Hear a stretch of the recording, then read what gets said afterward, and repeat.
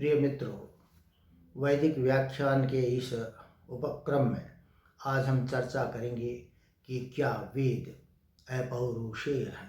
जैसा कि भारतीय मान्यता मानती है, भारतीय परंपरा मानती है, भारतीय दार्शनिक जो परंपरा है, वैदिकी परंपरा है, वह मानती है कि वेद अपौरुषेय है।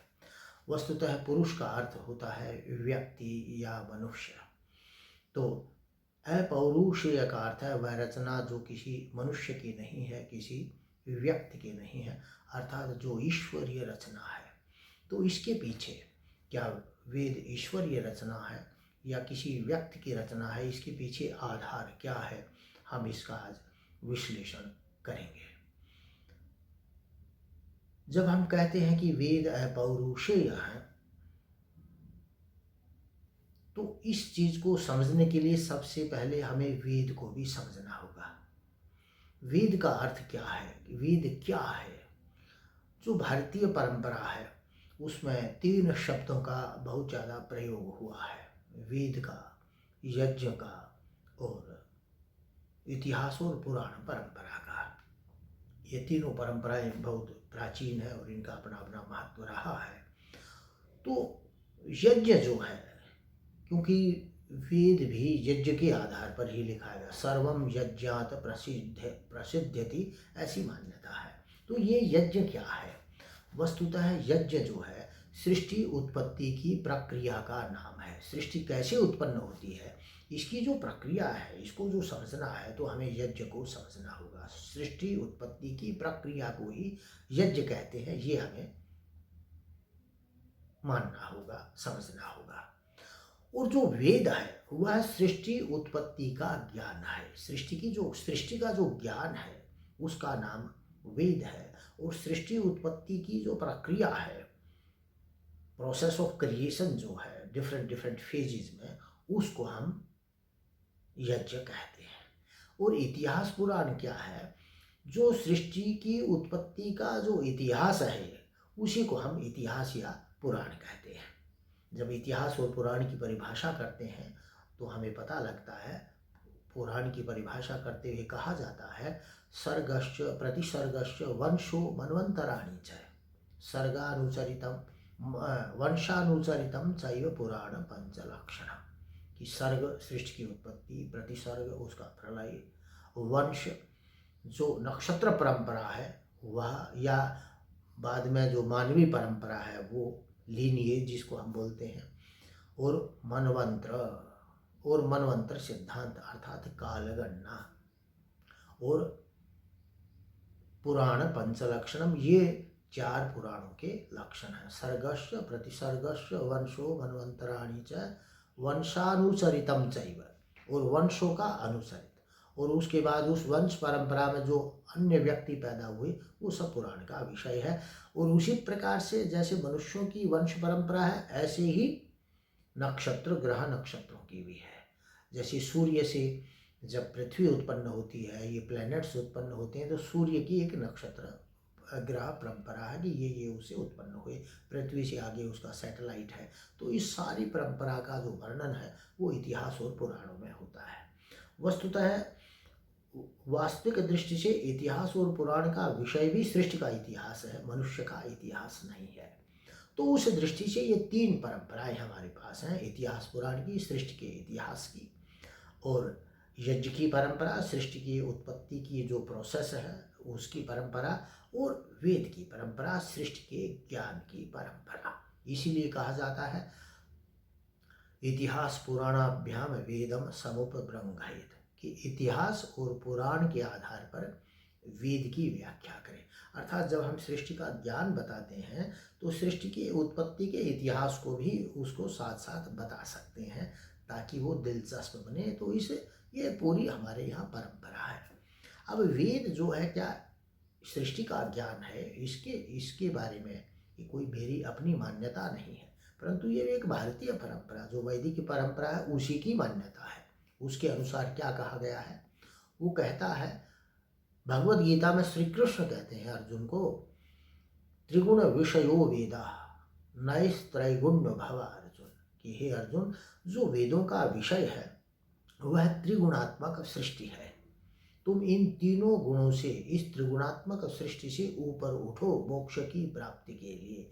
तो ये जो त्रिगुणात्मक सृष्टि है सत्व रजस और तमस से बनी हुई, वही वेद का विषय है। ब्रह्म भी वेद का विषय है, सृष्टि भी वेद का विषय है, क्योंकि सब तो ब्रह्म से उत्पन्न होता है। तो ये जो सारी परंपरा है, इसको कहा हमने सृष्टि का ज्ञान कहा, सृष्टि के ज्ञान की परंपरा, वेद की परंपरा है। अब यहाँ पर विचारणीय बात यह है कि इस सृष्टि को बनाने वाला कौन हो सकता है, इस सृष्टि का ऑथर, इस सृष्टि का लेखक, इस सृष्टि का कर्ता कौन हो सकता है। क्या कोई मनुष्य हो सकता है, कोई वैज्ञानिक हो सकता है, कोई बड़े से बड़ा दार्शनिक, क्या इस इतनी बड़ी सृष्टि को, इसे हजारों हजारों जिसमें ग्रह नक्षत्र हो, लाखों करोड़ों ऐसे ब्रह्मांड की संरचना कर सकता है? तो नहीं कर सकता। उत्तर होगा नहीं, ऐसा संभव नहीं है। तो इस सृष्टि का जो ऑथर है, इस सृष्टि का ऑथर तो स्वयं ब्रह्म है, ईश्वर है। इसीलिए जो सृष्टि का ज्ञान है उस पे कॉपीराइट किसका है? ब्रह्म का है। जो सृष्टि बनाने वाला है, जो सृष्टि को ऑथर कर रहा है, जो सृष्टि की रचना कर रहा है, उसी का कॉपीराइट उसके ज्ञान पे भी है। इसलिए हमारी परंपरा में कहा गया कि वेद जो है ईश्वरीय ज्ञान है, वेद ईश्वर की पुस्तक है, क्योंकि वेद जो है, जो सृष्टि परंपरा है, ईश्वर की जो रचना है उसके बारे में बताता है। इसलिए वेद सृष्टि ईश्वरीय ज्ञान है या अपौरुषेय है। साधारण भाषा में मैं उदाहरण दूं तो हम देखते हैं कि जैसे एक इंजीनियर किसी मशीन का निर्माण करता है। जब इंजीनियर किसी मशीन को बनाता है तो सबसे पहले उस मशीन का ब्लूप्रिंट उसके दिमाग में आता है, मन में होता है। उसके आधार पर फिर वो उसको एक मटेरियल रूप देता है। तो जैसे ही वो मशीन बनाई जाती है, उसी समय उसका ज्ञान भी ब्रह्मांड में उपस्थित हो जाता है।